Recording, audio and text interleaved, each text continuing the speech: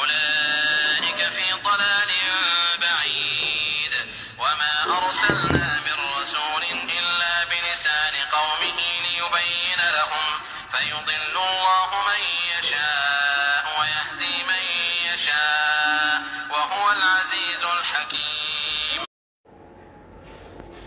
بسم الله الحمد لله الذي بنعمته تتم الصالحات وبفضله تتنزل الخيرات والبركات وبتوفيقه تتحقق المقاصد والغايات والصلاة والسلام على المبعوث رحمة للعالمين وعلى آله وصحبه أجمعين. أما بعد أيها المستمعي الكرام السلام عليكم ورحمة الله وبركاته.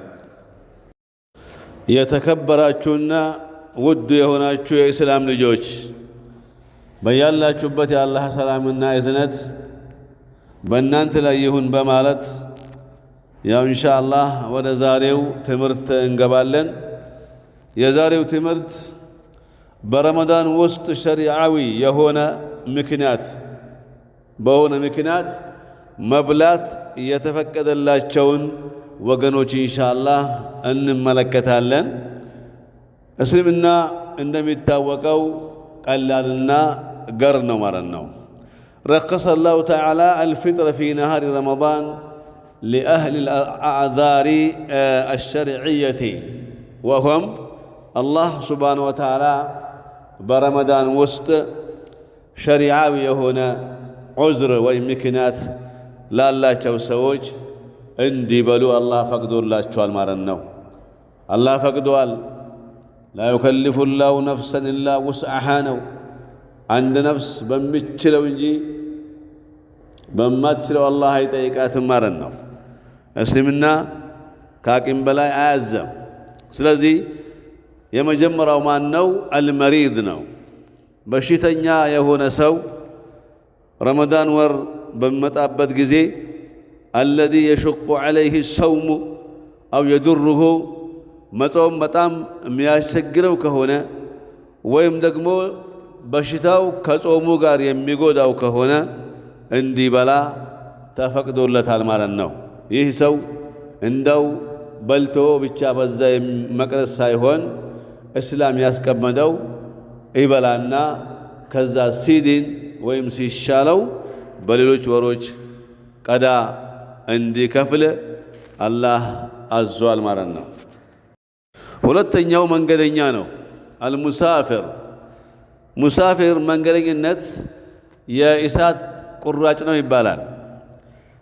ሙሳፊር ሰፈረን ተብሉጉ መሳፈቱ ማ የጁዙ ፊህ ቀስሩ ሰላት ሩባዕያ ባለ 4 ረክዓ ሰላቶችን ማሳጠር የሚቻልበት መንገድ የተጓዘ ሰው መብላት ይፈቀድለታል ማለት ነው።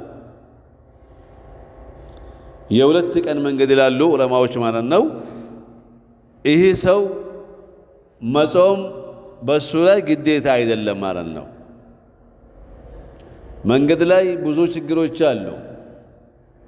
ሰውየው ጾሙን ውሎ ማፍጠሪያ ሊያጣ ይችላል። የሚጠጣውን ነገር የሚበላውን ነገር ሊያጣ ይችላል። ስለዚህ መንገደኛ ስለሆነ መብላት ተፈቅዶለታል።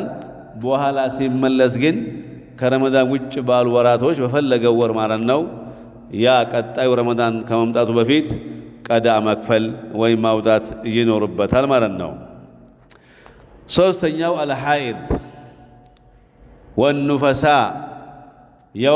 የወር አበባ ላይ ያለች ሴትና እንደዚሁ ደግሞ ኑፈሳ የወሊድ ደም ላይ ያሉ ሴቶች መብላት ተፈቅዶላቸዋል። እንደውም እነሱ አንበላም እንጾማለን ቢሉ ወየሕሩሙ ዐለይሂም ሰውም ጾም በእነሱ ላይ ሐራም ነው። ለምን? ነጃሳ ስለሆነ ዑዝርም ስላላቸው ዑዝሩም ሸርዕይ ስለሆነ እነሱ ይበላሉ፣ በኋላ ቀዳ ያወጣሉ ማለት ነው። ሰላት ቀዳ የለባቸውም።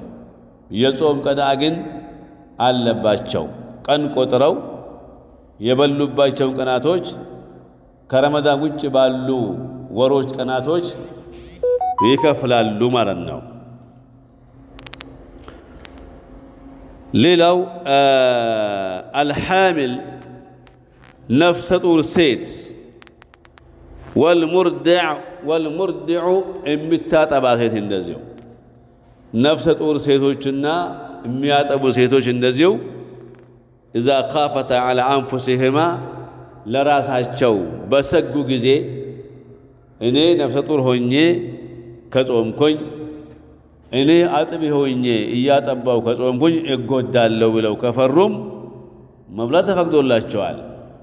ወይም ደግሞ አው ወለድሂማ ለልጃቸው ደግሞ ከፈሩም እንደዚሁ ተፈቅዶላቸዋል። ለምሳሌ እኔ ነፍሰ ጡር ሆኜ ከጾምኩኝ በሆዴ ውስጥ ያለው ልጅ ይጎዳብኛል ብላ ከፈራች፣ ወይም ደግሞ እኔ አጥቢ ስለሆንኩኝ እኔ ከጾምኩ ልጄ ጡቴ ላይ ወተት ያጣና ይጎዳብኛል ብላ ከፈራችም በዚህም ሰዓት መብላት ተፈቅዶላቸዋል።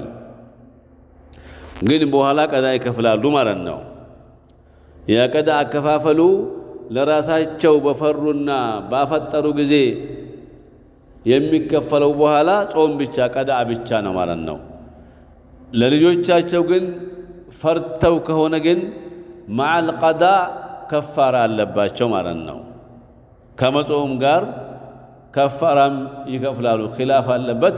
ከፋራም ይከፍላሉ ማለት ነው። ከፋራ ለየቀኑ አንዳንድ እፍኝ ወይም አንዳንድ እፍኝ ለምስኪን መስጠት ወይም ምስኪን ማብላት ማለት ነው። ይህ መቼ ነው? ለልጃቸው ፈርተው በበሉ ጊዜ ማለት ነው። ለነፍሳቸው ፈርተው ከበሉ ግን ቀዳ እንጂ ከፋራ የለባቸው ማለት ነው። ሌላው አሸይኹል ከቢር ነው። ትልቅ ሽማግሌ መጾም ማይችል በጣም የተዳከመ ማለት ነው። ከጾም ይሞታል ተብሎ የሚፈራ ሽማግሌ ከሆነም እንደዚሁ መብላት ተፈቅዶለታል። ወላ አጁዙል ዓጂዚን እንደዚህ ደግሞ አጁዝ ማለት የሴት አሮጊቶች ሽማግሌዎች ማለት ነው። አጁዝ ማለት ነው። እነሱም ተፈቅዶላቸዋል።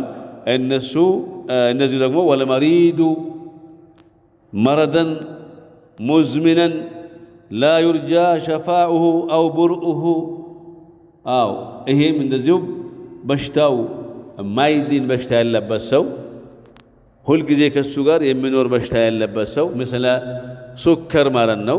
የሱከር በሽታ የመሰለ ሌሎቹ በሽታዎች ይኖራሉ ከኛ ጋር የሚኖሩ ማለት ነው። እንደዚህ ያለበትም ሰው እነኚህ ሶስቱ ተመሳሳይ ናቸው ማለት ነው። ይበላሉ፣ ቀዳ የለባቸውም። ለእያንዳንዱ ቀን ግን ከፋራ ይሰጣሉ ማለት ነው። ለእያንዳንዱ ቀን ምስኪን ያበላሉ ማለት ነው። ሶስቱም ሽማግሌዎች በጣም የእድሜያቸው የገፉ ሽማግሌዎች ከወንድም ከሴትም ማለት ነው። ሌላው ደግሞ የማይሽር በሽታ ያለበት ሰው የማይድን በሽታ ያለበት ሰው ይበላሉ። ከዛ በኋላ ፈሃኡላ ዩፍጢሩነ ይበላሉ፣ እስላም ፈቅዶላቸዋል። ወዩጥዒሙነ አን ኩል የውምን ምስኪናን ወላ ቀዳ ዓለይህም ለየቀኑ ግን አንዳንድ ምስኪን ያበላሉ፣ ቀዳ የለባቸው ማለት ነው። ይህንን ነገር ማወቅ በጣም አስፈላጊ ነው። ብዙዎቻችን በቤቶቻችን ይኖራሉ ሰዎች ማለት ነው። ሽማግሌዎች ይኖራሉ፣ አቅመ ደካሞች ማለት መጾም የማይችሉ ሽማግሌዎች ማለት ነው ይኖራሉ። ከበሽታ ጋር ደግሞ የሚኖር ሰው ይኖራል። ከበሽታ ጋር በሽታው ሙዝምን ሆኖ የማይድን የማይፈወስ በሽታ ሆኖ የሚኖር ይኖራሉ። እነሱን በጾም ልናሰቃያቸው ልናስቸግራቸው አይገባም። ይህን ቀድመን ካወቅነ ለእነኝህ ሰዎች መድረስ አለብን ማለት ነው። ይበላሉ። ሶስት ናቸው። አንደኛው ማን ነው? ሽማግሌ እና አሮጊት ከሴት ማለት ነው። ሶስተኛ ደግሞ የማይድን በሽታ ያለበት ሰው። ሶስቱም እንትናቸው ተመሳሳይ ነው። ይበላሉ፣ በኋላም ቀዳ የለባቸው ማለት ነው። ያው ኢንሻአላህ የዛሬውን ትምህርት እዚህ እንቋጫለን። شكرا لاستماعكم والسلام عليكم ورحمة الله وبركاته.